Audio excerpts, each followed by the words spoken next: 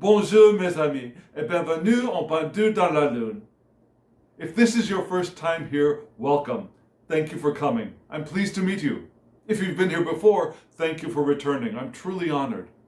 Friends, if you are a returning visitor, you know that I have a series called The Hanged Man in the Moon, in which I use tarot and oracle cards to explore topics related to living the intentional life. And I put up one of those videos every week, and I use tarot cards that are from the Rider-Waite-Smith system. This is my new series in which I take a question from the larger spread that I did this week, and I answer that question with 3 cards from a Stone Marseille deck. And this week, I'm using the wonderful, beautiful, amazing creation of the magnificent Lili Stone called the Stone Marseille. So if you're interested in this deck, you'll see it in just a moment. There will be a link below for you to go to her shop. I don't get any money from that link. It's just for your convenience. This really is a gorgeous deck and an unusual deck. It's a redrawn, recolored Tarot de Marseille. So, I pulled a question from this week's video, and if you haven't seen this week's longer video based on the Rider-Waite-Smith system, I'll put a card up here so that you can go see that first video if you want. So the question I pulled from that video is an important one. It's an important one for me. But first, let me ask you, do you ever struggle with or question yourself when you assume leadership of your co-creative group? The question that I pulled from this larger spread for this week is, how do we know that it is time for us to take the lead in our co-creative group? Let me show you both the question and the response from the Tarot de Marseille cards.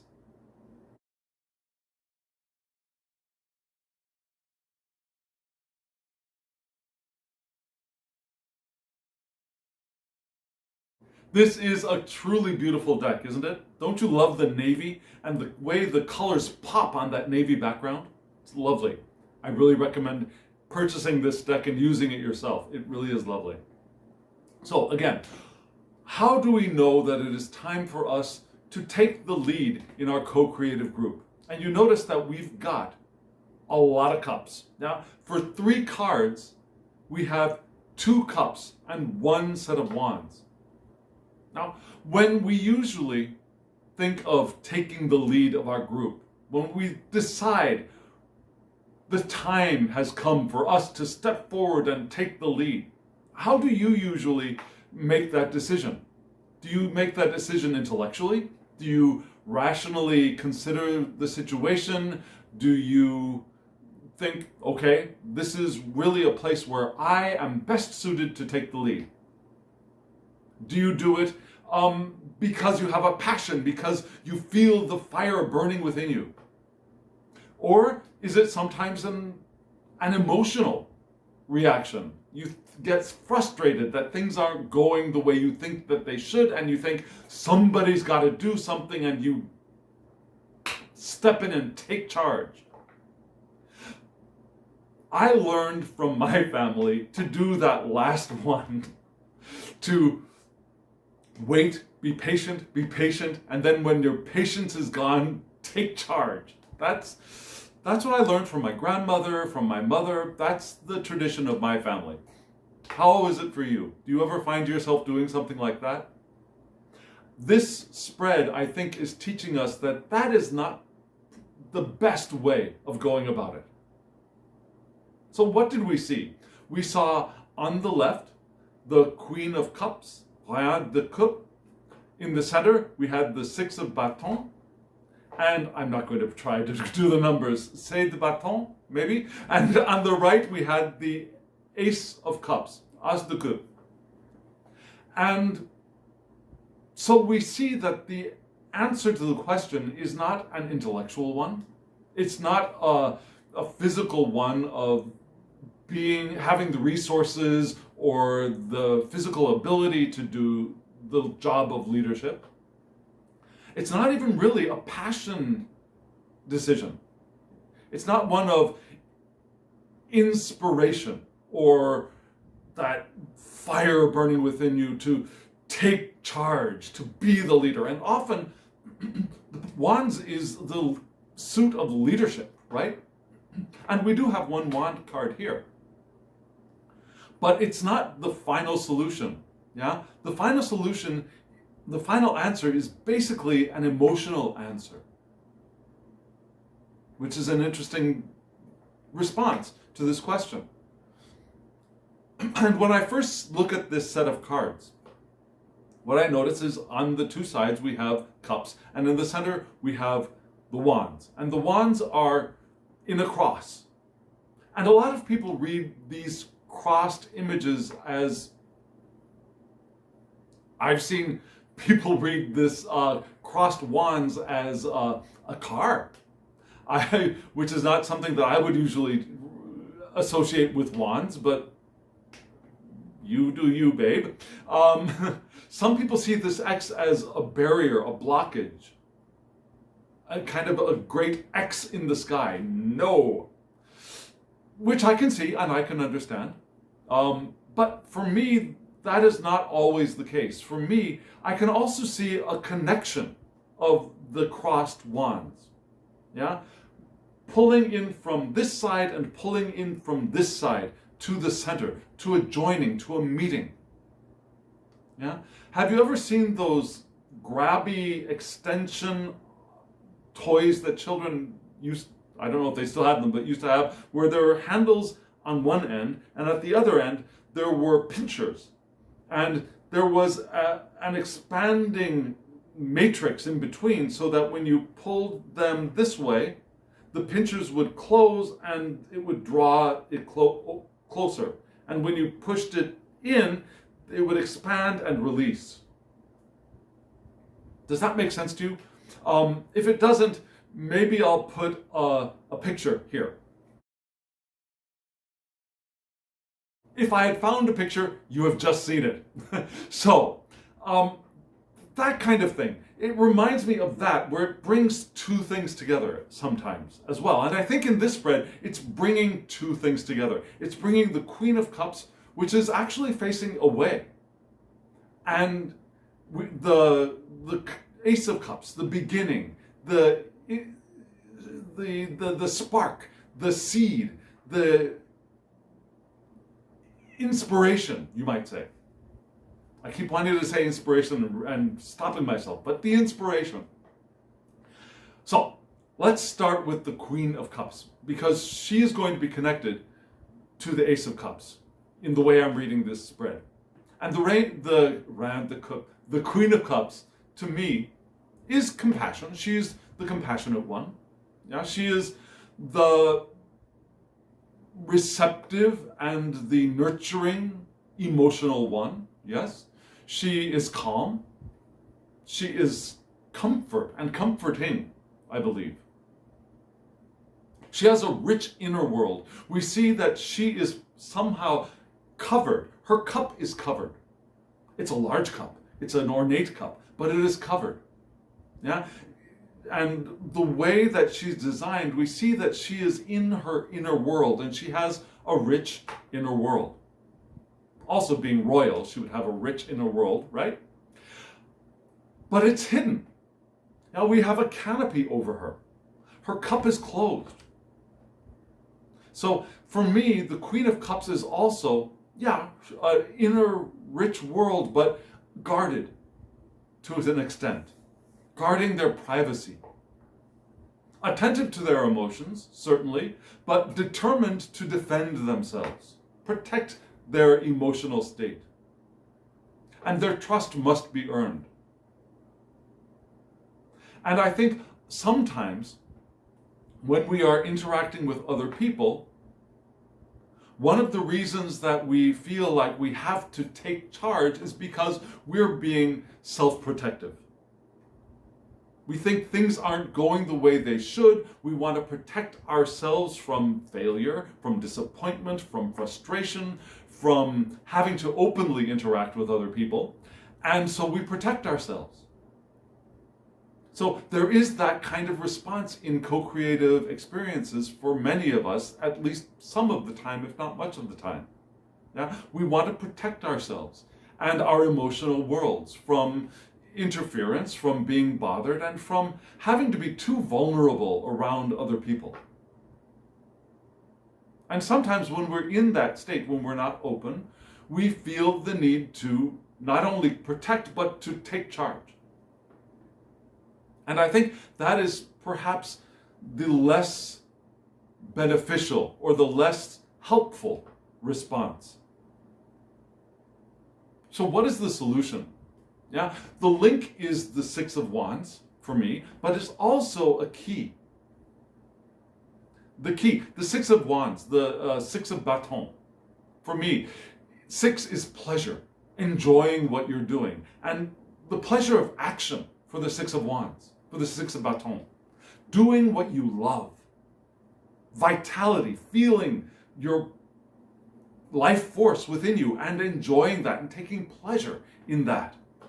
And you see in this card how the flora is very healthy looking, right? And there are flowers above and below, they're blooming, there are leaves on the side, they're full of life, even in a limited space, because there are six wands there taking up space, but the flora is vibrant to me. It can also be sexuality and creativity fully experienced. So we want to feel that creative energy within us. And it's happy to be who we are and where we are at the moment and what we are doing. Now, being happy to be who I am doing what I am doing. I am this one doing this thing.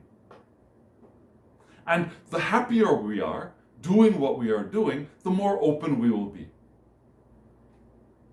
It's also the way of finding our unique personal expression. Yeah? Our own turn, our own take on the co-creation that we're involved in. Because remember, the question is co-creation here. We're not doing it alone. None of this physical universe is a solo job. We are co-creating our individual experiences and our collective experiences every moment of every day. Even when we're absolutely alone, we're co-creating with the higher, the eternal selves that we are. We are co-creating with the divine. And we are energetically co-creating with other people, even if they are not in our immediate view or grasp. We can't get a hold of them and tell them to follow us. We are co-creating and enjoying that. And I think that is the answer. When we feel that protective feeling that we've got to protect ourselves to take charge, the solution is not to take charge at that moment, but wait. Wait until we can immerse ourselves in enjoyment of what we are doing. And rather than reacting to the frustration of how things are going and not going the way we think they should be going, and then taking charge, when we notice that, we first want to immerse ourselves in why are we doing this? What are we doing? What are we enjoying about what we are doing?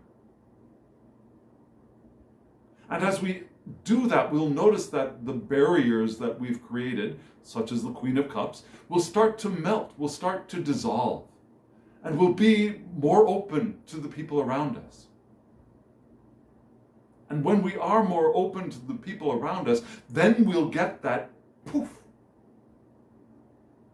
that intuitive hit, which for me can be the Ace of Cups as well. The Ace of Cups, the As de Coupe, new feelings, right? That's the beginning of their suit of feelings. The desire to socialize, to forge new connections. And part of that could be taking leadership. It could be following. We might also realize that as we have reduced our resistance, that we are able to follow more effectively as well. Or we could get that spark that, okay, no, it's my turn. It's my turn to lead. Not out of frustration, not out of irritation, but out of the desire to connect and the desire to bring together and to make whole. It's the card, the Ace of Cups again, is the card of new connections and new intimacy. Now that intimacy that the Queen of Cups might be lacking sometimes. New intimacy, love in potential. Not love fulfilled, but love in potential. Feelings of the heart from enthusiasm to mysticism. Because the cups is also a mystical suit sometimes, right? And so we have that connection with the divine, which might give us that signal, that sign that, yes, you are called now to lead. And if you saw the larger spread from this week, the central card of the oracle spread was the jinn, which is an traditional Arabic being, spiritual being, a spirit, which is sometimes helpful, sometimes mischievous. But in this oracle card from that spread, it's a spirit that gives us signals and signs. And the Ace of Cups, that Ace of Cups experience is when we're open to receiving those signs, receiving the intuitive hit from our mystical connection. So, when is the best time to take lead in our co-creative experience? First, when we are enjoying what we're doing. And we're able to open up emotionally a little bit more. And then, when we get that feeling of, yes, I'm called. Yes, I want to connect. I want to bring together. I want to make whole. That seed, that spark, that intuitive hit from the Ace of Cups will arise when it is time. And when it doesn't arise, and we want to be part of the group, then we'll know it's time for us to follow. Does that make sense to you? I was a little hesitant about this question, about when I was working on and developing this question, a how question. I'm a little nervous about how questions when it comes to tarot. How do I know? But I think this spread read beautifully for that question and answered it concisely and in a very helpful way. What do you think? Was it helpful for you? Did it mean anything to you? If it did, hit the like button. Let me know. Subscribe to my channel if you haven't subscribed yet, and hit the alarm bell so that you get notifications of when I upload videos. I'm doing about 2 or more a week these days. And share this with anyone who you think might get benefit from it. Someone who's interested in Tarot de Marseille. I've got a Tarot de Marseille practice group, little shameless plug if you're interested in that. It's called 365 Days of Tarot de Marseille, in which I give questions every day for practice reading with Tarot de Marseille. I suppose you could also use the questions for Rider-Waite-Smith-based decks or Thoth-based decks if you're interested, but primarily it's a group focused on practicing and playing with Tarot de Marseille. And comment below. I'd love to hear from you. Let's get closer together. I'm opening myself up, enjoying the process, and wanting to create a group. So friends, please comment below. And now, as always, I wish you love, joy, well-being, and pure awareness. Thank you.